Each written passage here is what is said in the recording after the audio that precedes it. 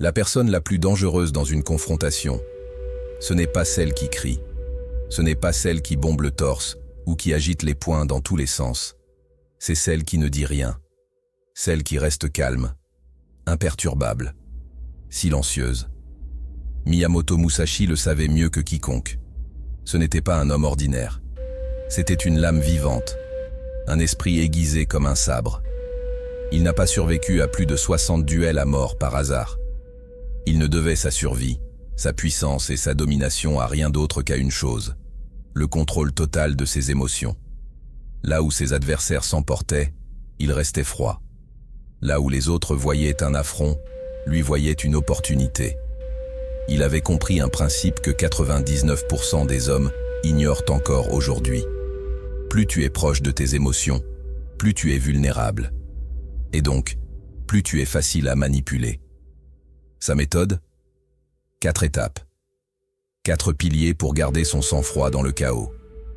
Un cadre mental impitoyable, testé dans le feu, affiné par le sang. Tout commence par la distance. Pas la distance physique, la distance émotionnelle. Ce vide que tu crées entre ce que tu ressens et ce que tu choisis de faire. Un espace de puissance pure, où la raison domine, où la peur n'existe plus. Toi, tu veux être fort. Alors apprends à être calme, pas docile, pas mou, pas soumis. Calme, comme un orage prêt à frapper. Le vrai pouvoir ne fait pas de bruit. Il regarde, il attend, et quand il frappe, c'est terminé. Il commence par un principe auquel la plupart des gens ne pensent jamais, la distance émotionnelle. Quand quelqu'un crie sur toi ou te provoque, ton corps se remplit immédiatement d'hormones de stress. Ton cœur bat plus vite, tes muscles se contractent, ta pensée se rétrécit. C'est le piège dans lequel la plupart des gens tombent lors d'une confrontation. Musashi a découvert que la clé pour gagner ne résidait pas dans de meilleures compétences à l'épée. C'était de sortir de cette tempête émotionnelle. Dans ses écrits, il décrivait la confrontation comme étant observée d'en haut, comme voir des nuages passer sans devenir la tempête. Pense à la dernière fois que quelqu'un t'a mis en colère. À ce moment-là, tu es devenu ta colère. Tes mots, tes actions et tes pensées servaient à l'émotion, pas tes véritables objectifs. C'est exactement ce que faisaient les adversaires de Musashi. Ils devenaient leur colère, leur peur ou leur orgueil. La distance émotionnelle signifie créer un espace entre ce qui se passe et ta réaction. Quand quelqu'un t'insulte, au lieu de réagir immédiatement, tu remarques le sentiment qui monte en toi. Je ressens de la colère maintenant, penses-tu. Et non, je suis en colère. Ce petit changement fait toute la différence. Musashi pratiquait cela en affrontant des situations de plus en plus dangereuses, tout en maintenant cette position mentale. Dans son duel le plus célèbre contre Sasaki Kojiro, son adversaire arriva en colère et impatient. Musashi arrive délibérément en retard, frustrant encore davantage Kojiro. Tandis que Kojiro devenait sa colère, Musashi restait séparé de ses émotions, voyant clairement la confrontation. Pour développer cette compétence, commence par une pratique simple. Lorsque tu ressens de fortes émotions dans un conflit, même minime, dis-toi « Je remarque que je ressens de la colère ». Cela crée un petit espace entre toi et le sentiment. Avec la pratique, cet espace grandit. Des recherches modernes confirment l'intuition de Musashi. Des scans du cerveau montrent que les personnes qui nomment leurs émotions activent leur cortex préfrontal, la partie rationnelle du cerveau, ce qui calme les centres émotionnels. C'est pourquoi les thérapeutes enseignent aux patients à nommer leurs sentiments en période de stress. Mais la distance émotionnelle seule ne suffit pas. Une fois que tu as créé cet espace, tu dois savoir ce qui va suivre dans la confrontation. Cela nous amène au deuxième principe de Musashi, la conscience anticipatrice. Musashi appelait cela la prescience, la capacité de sentir ce qui va arriver avant que cela n'arrive. Dans son livre Le livre des 5 anneaux, il écrivait à propos de connaître les mouvements de ton adversaire avant qu'il ne les fasse. Il ne s'agit pas de lire dans les pensées. Il s'agit de comprendre les schémas humains. Quand quelqu'un se met en colère, il suit des chemins prévisibles. Lorsqu'une personne se sent menacée, ses options se réduisent à seulement quelques réactions probables. Musashi, étudier ces schémas de manière obsessionnelle. Pense à un joueur d'échecs expérimenté qui voit 5 coups à l'avance. Il ne devine pas, il reconnaît les schémas et les réponses probables. Musashi appliquait cette même pensée au comportement humain en situation de conflit. Nos corps réagissent différemment au stress soudain par rapport au stress anticipé. Quand une confrontation te prend par surprise, ton corps libère des hormones de stress d'un seul coup, créant ce sentiment accablant de combat ou de fuite. Mais quand tu anticipes un défi, ton cerveau se prépare plus prudemment, libérant de plus petites quantités d'hormones de stress qui affûtent la concentration sans troubler le jugement. Dans ses duels les plus difficiles, Musashi étudiait ses adversaires à l'avance. Il apprenait leurs techniques préférées, leur tempérament, même comment ils géraient la pression. Avant d'affronter l'agressif Sasaki Kojiro, Musashi sculpta un sabre en bois lors de son trajet en bateau vers le duel. Il le fit légèrement plus long que le célèbre sabre long de Kojiro, sachant que cela lui donnerait juste assez de portée supplémentaire. Tu peux développer cette conscience avec une pratique simple. Avant d'entrer dans une conversation potentiellement difficile, prends 30 secondes pour te poser 3 questions.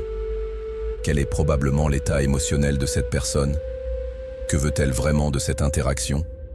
Quelles sont les 3 réactions les plus probables qu'elle pourrait avoir? Cela fonctionne parce que tu entraînes ton cerveau à reconnaître les schémas. Un manager qui critique tout, critiquera probablement aussi ta nouvelle proposition. Un ami qui évite les conflits changera probablement de sujet quand tu aborderas quelque chose de sensible. En anticipant ces réactions, tu élimines la surprise émotionnelle. Un exemple moderne montre ce principe en action.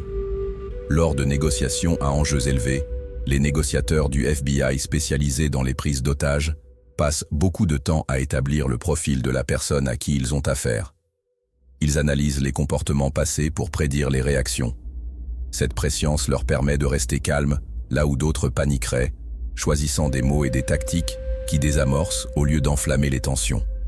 La conscience anticipatrice transforme les confrontations en échanges moins chaotiques et plus prévisibles, que tu peux gérer avec habileté. Pourtant, même avec la distance émotionnelle et l'anticipation, Musashi reconnaissait qu'un 3e élément crucial était nécessaire pour rester complètement calme sous pression. Le 3e principe du système de Musashi est la respiration stratégique. Tout au long de ses écrits, Musashi a souligné que le contrôle de la respiration était essentiel pour maintenir la clarté pendant le combat.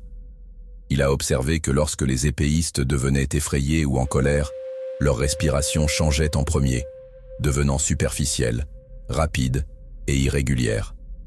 Musashi enseignait que maîtriser sa respiration, c'était maîtriser son esprit.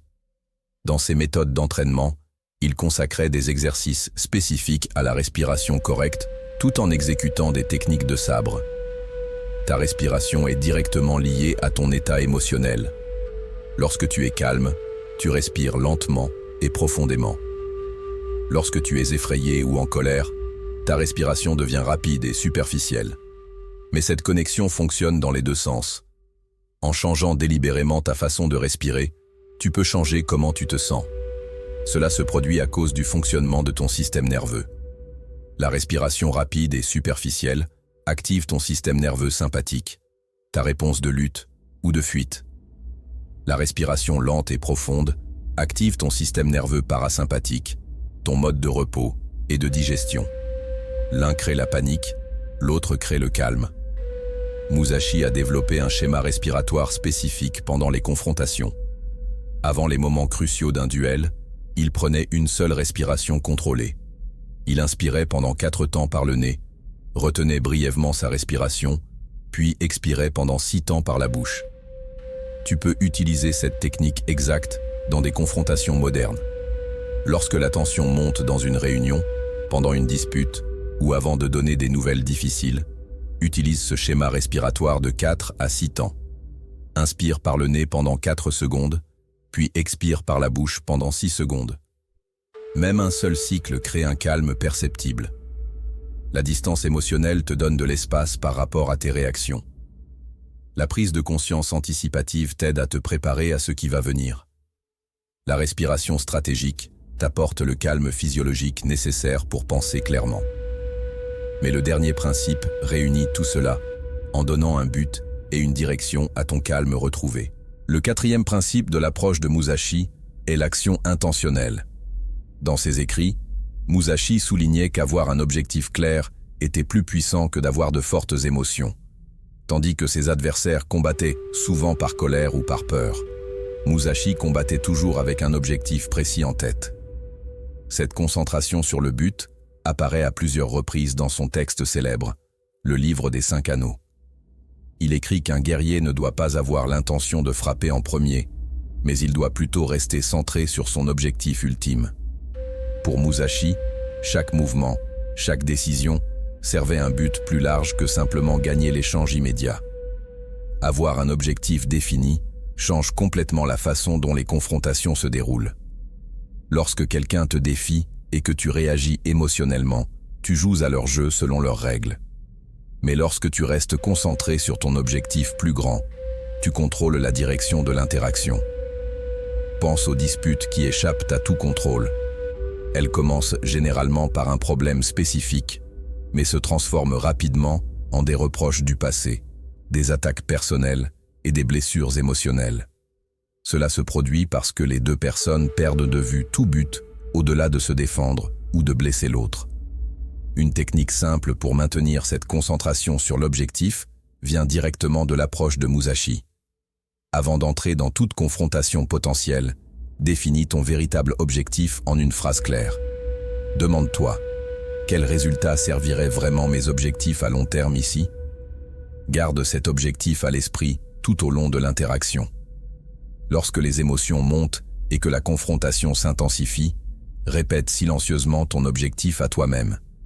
Cela crée une ancre pour ton attention, t'empêchant d'être emporté par des sentiments momentanés. Tes paroles et tes actions s'aligneront alors avec cet objectif, plutôt qu'avec tes réactions émotionnelles immédiates.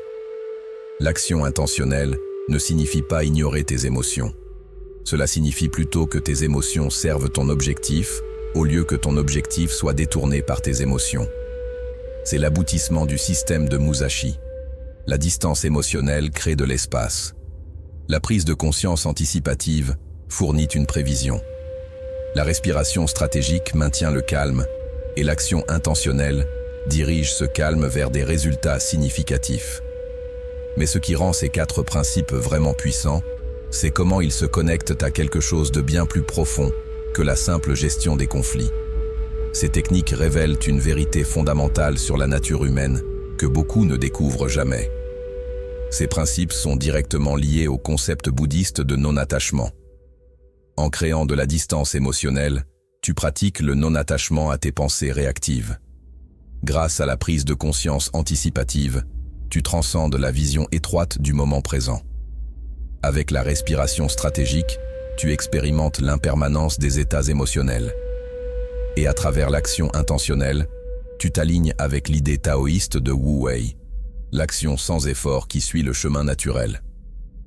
Ce qui rend cette approche particulièrement pertinente aujourd'hui, c'est que nous vivons dans une ère de confrontation constante. Les algorithmes des réseaux sociaux nous poussent vers le conflit. Les systèmes politiques prospèrent grâce à la division. Même les relations personnelles souffrent du stress accru et de la patience réduite. Les humains modernes font face à plus de confrontations en une journée que Musashi n'en aurait probablement affronté en un mois. L'ironie la plus grande est que, bien que nous ayons besoin de contrôle émotionnel plus que jamais, nous le pratiquons moins que jamais. Les gens réagissent instantanément aux provocations, envoyant des textos en colère, publiant des commentaires émotionnels ou transformant des désaccords mineurs en disputes mettant fin aux relations. La personne qui reste calme dans cet environnement ne gagne pas seulement les arguments. Elle accède à un niveau de clarté que les autres ne peuvent même pas comprendre. Ce pouvoir devient évident lorsque tu vois quelqu'un de vraiment compétent en contrôle émotionnel gérer une confrontation. Il semble opérer à un autre niveau, comme s'il pouvait voir et répondre à des choses que les autres manquent complètement. Il y a autre chose à propos de la maîtrise du contrôle émotionnel dont peu de gens parlent. Cela révèle combien de confrontations sont en réalité inutiles. Lorsque tu arrêtes de répondre automatiquement aux provocations, tu découvres que beaucoup de conflits se dissolvent simplement sans ta participation. La personne véritablement puissante n'est pas celle qui gagne chaque confrontation, mais celle qui ne s'engage que dans des confrontations qui comptent réellement.